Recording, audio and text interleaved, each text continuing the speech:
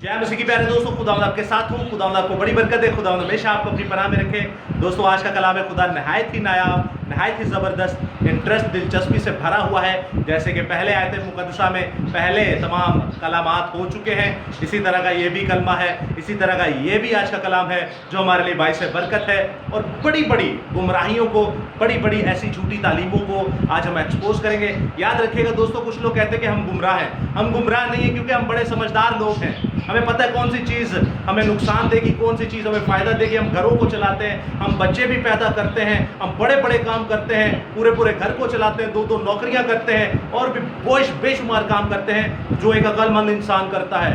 तो वो गुमराह नहीं होता, याद रखिएगा। लेकिन जब बाइबल मुकद्दस की बात आती है, खुदा की बात आती है, रूहुल कुदुस की बात आती है, याहवे एलोहीम खुदा बाप की बात आती है, तो याद रखिएगा हम मासूम बन जाते हैं, हम साईं बन जाते हैं कि जैसे हमें कुछ पता ही नहीं है, हम गुमराह हैं। तो याद रखिएगा, गुमराही की सज़ा भी मौत है।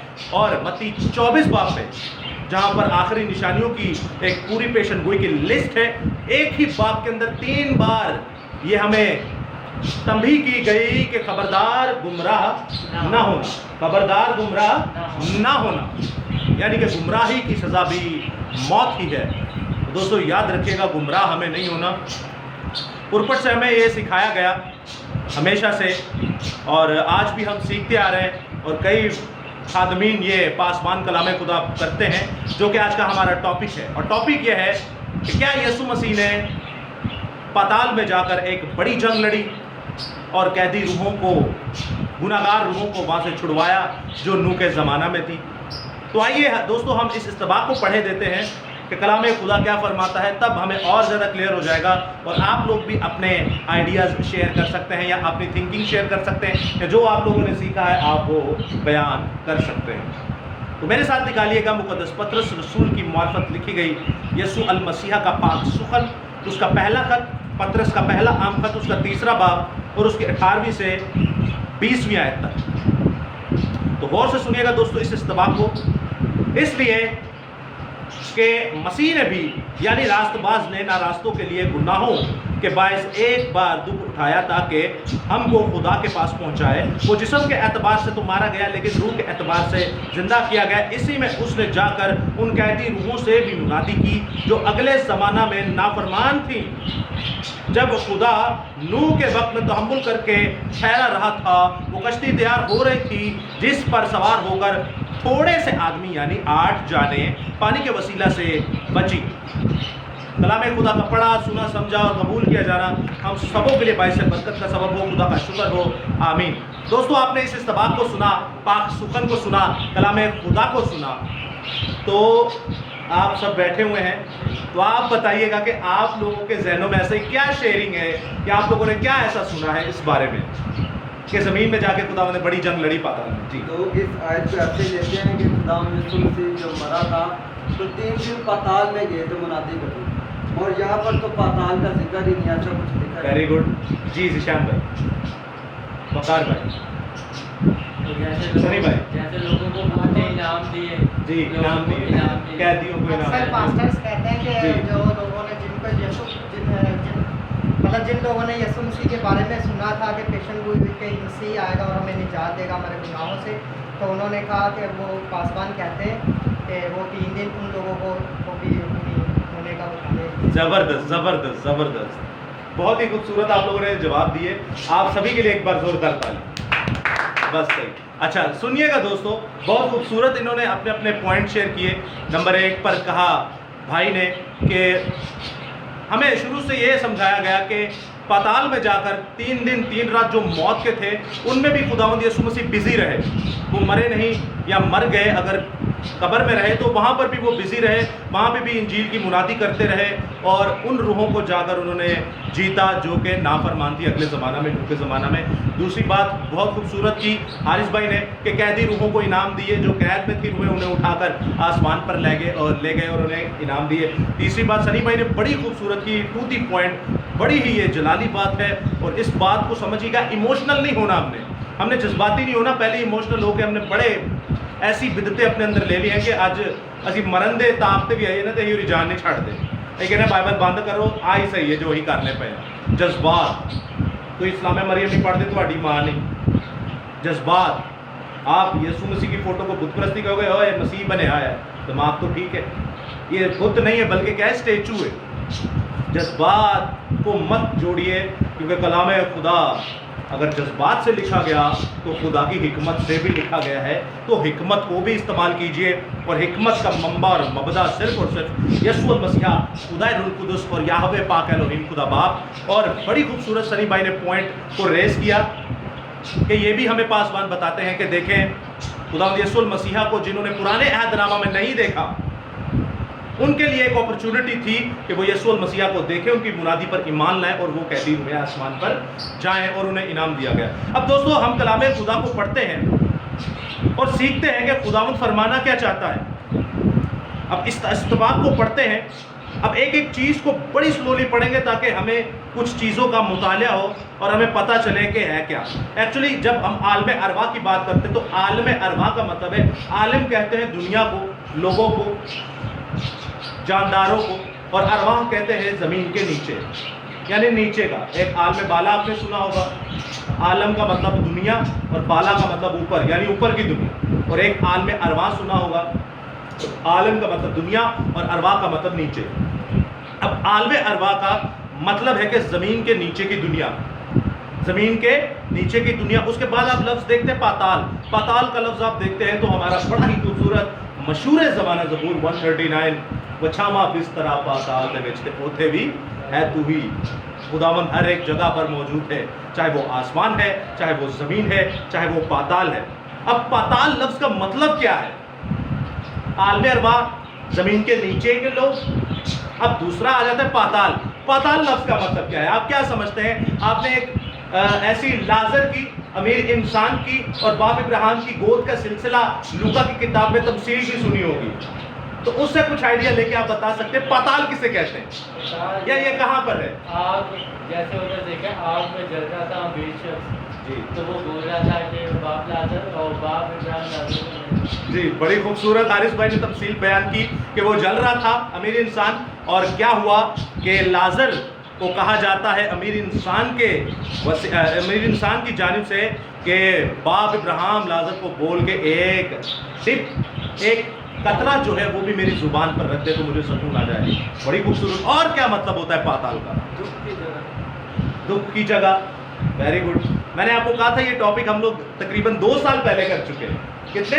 2 سال پہلے کر چکے, لیکن جب آج آپ سنیں گے تو آج آپ کو لگے گا جیسے ہم نے پہلی بار سنا ہے. یہ ہے زندہ خدا کی قدرت, یہ ہے زندہ خدا کا کلام. آپ جب نکال کے کھولیں گے آپ کو ایسا لگے گا جیسے میں پہلی بار سن کے برکت پا رہا ہوں. پاتال لفظ کا مطلب کیا ہے؟ ایک بار پھر سے آئی نے کو فرمایا, دکھ کی جگہ. حارث بھائی نے, وشال بھائی نے, وقار بھائی نے, جی سنی بھائی. پاتال, وچھاوا بسترا پاتال دے وچ اوتھے ہے تو بھی. پاتال کا اردو لغت میں با آسان مطلب ہے قبر. کیا ہے؟ قبر. زمین کے نیچے کیا ہوتی ہے؟ قبر ہی ہوتی ہے. اس کے نیچے چلے جائیں تو کیا ہوگی؟ قبریں ہوں گی. اس کے نیچے چلے جائیں تو کیا ہوں گی؟ قبریں ہوں گی. بھائی قبریں ملیں گی. اور آج سائنسدان جو ہیں, آج تک انسان جو ہے وہ پاتال میں یعنی زمین کے نیچے 3500 کلومیٹر جا چکا ہے, جہاں پہ بڑے بڑے پہاڑ پگھلے ہوئے ہیں, بڑی بڑی معدنیات ہیں, بڑے بڑے منرلز ہیں, بڑی بڑی انسانوں کی لاشیں بن کر لاوا بن رہی ہیں. 3500 کلومیٹر نیچے جا چکے ہیں. 1 کلومیٹر کتنا بنتا ہے یہاں سے کیڈیے تک کا؟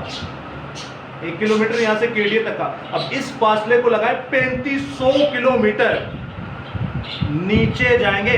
1000 کلومیٹر ہمارے پاکستان کا رقبہ ہے. کتنے کلومیٹر؟ 1000.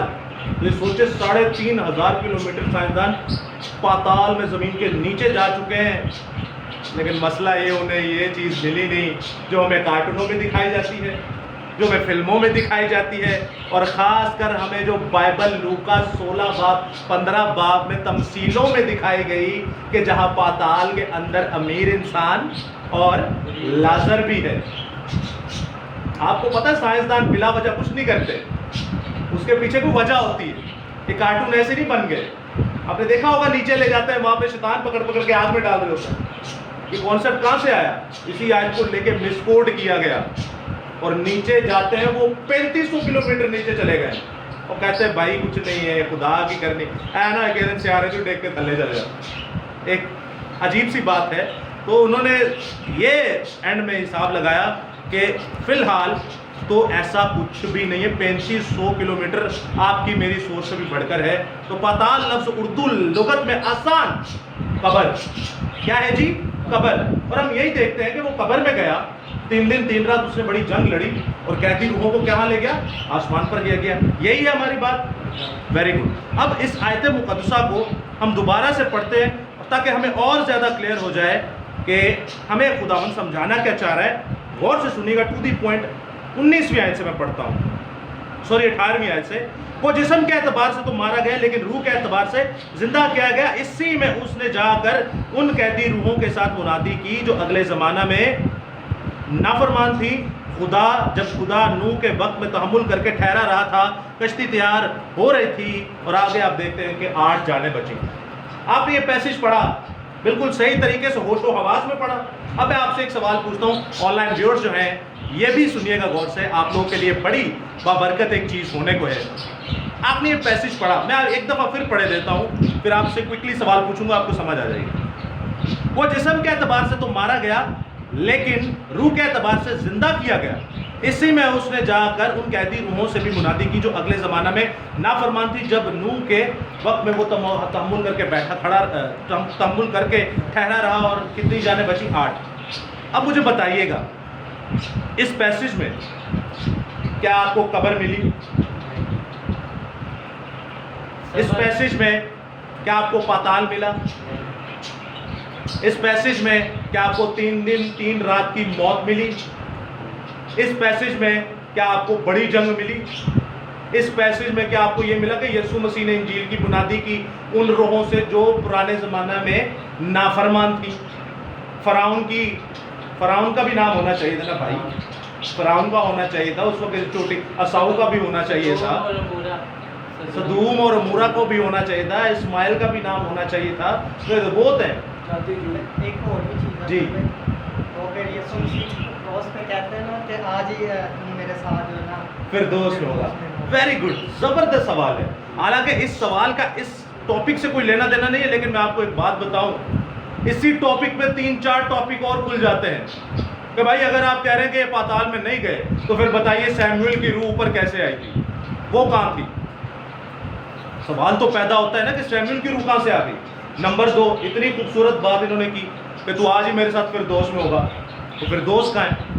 نمبر 3, وہ تمثیل کیا بتا رہی ہے؟ تو ایسی بہت ساری چیزیں آپ کے سامنے آئیں گی, 3-4 ٹاپک اس میں سے نکلتے ہیں.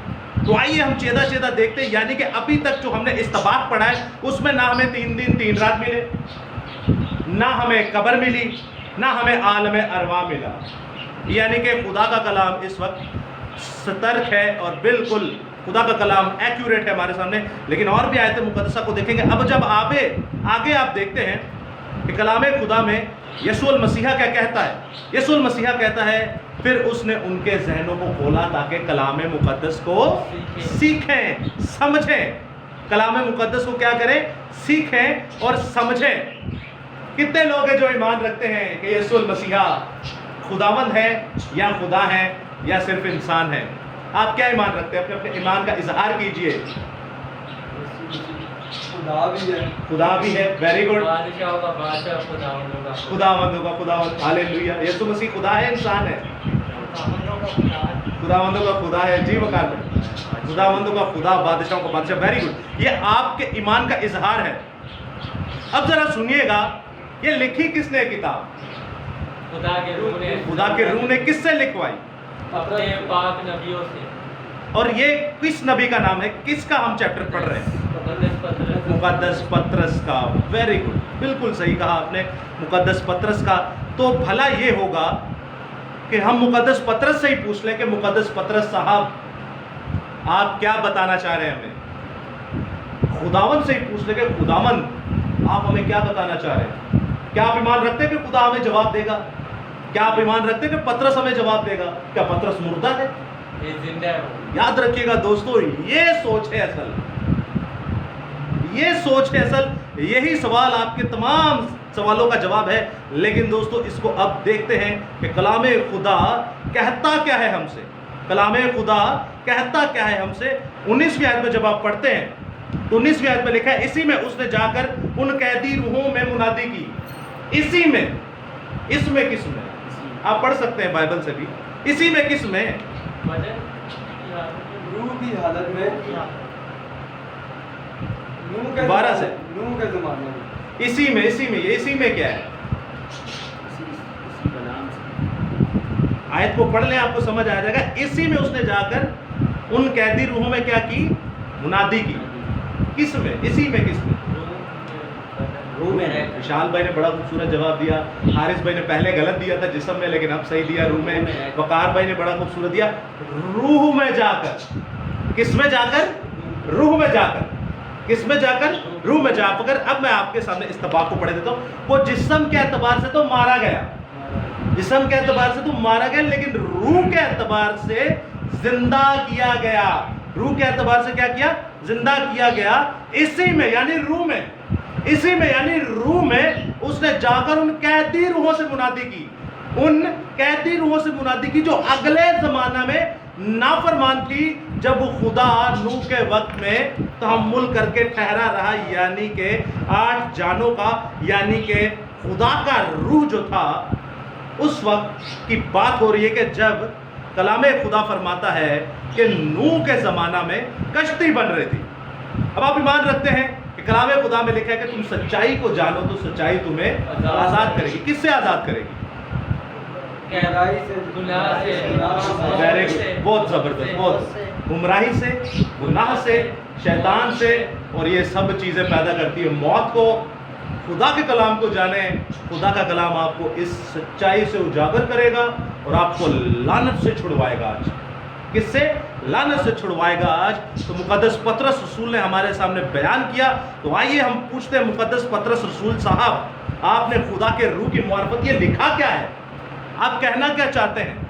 تو غور سے سنیے گا. آپ اسی کے پیچھے چلے جائیں پہلے باب کے اندر.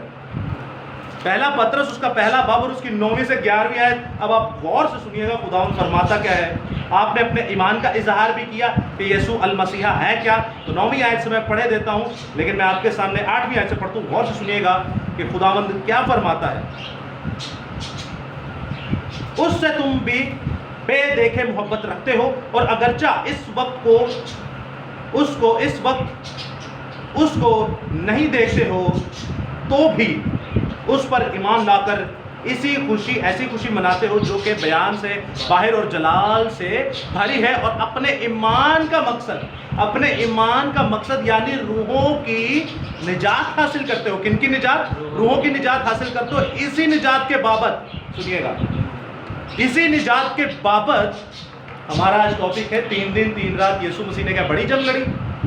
اسی ٹاپک کے اندر آپ کو بہتری بڑی بڑی مشنوں کی اوقات نظر آئے گی, بڑی بڑی شیطانیت کی اوقات نظر آئے گی, اور آپ کو پتہ چلے گا آپ کو کیسے کیسے گمراہ کرتے رہے. آپ سبھی جانیے گا دوستوں یہ بڑی بڑی ڈینومینیشن ہمیں کیسے گمراہ کرتی رہی. تو سنیے گا اسی نجات کی بابت ان نبیوں نے بڑی تلاش کی اور تحقیق کی جنہوں نے اس فضل کے بارے میں جو تم پر ہونے کا تھا نبوت کی. انہوں نے اس بات کی تحقیق کی کہ مسیح کا روح جو ان میں تھا. کن میں؟ نبیوں میں, موسیٰ میں, ابراہیم میں. کیسی ایگزیکٹ پوائنٹ ہے. اب یہ کس کو ایکسپوز کرتی ہے؟ یہ آپ کی حکمت کی بات ہے. ایکسپوز یعنی کہ کس کو چیر پھاڑ رہی ہے, کس شیطان, کون سی شیطانی ڈینومینیشن کو ایکسپوز کر رہی ہے. یہ کہتے ہیں کہ پتال میں نہیں, آپ پوری پوائنٹ بات کریں. یسوع خدا نہیں, یہوہ وٹنس میسینک کانگریگیشن جوز کا ایک دھڑا اور ان کے چیلے چپاٹوں کو یہاں ایکسپوز کر رہی ہے, کیونکہ خدا کا روح فرما رہا ہے. سنیے گا غور سے, آپ نے نوٹ نہیں کیا, انہوں نے اس بات کی تحقیق کی کہ مسیح کا روح جو نبیوں میں کام کرتا تھا.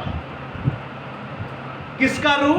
یسوع مسیح کا روح جو نبیوں میں کام کرتا تھا. اگر آپ کہتے ہیں کہ یسوع مسیح خدا ہے تو آپ مانیں گے کہ ہاں مسیح کا روح کام کرتا تھا.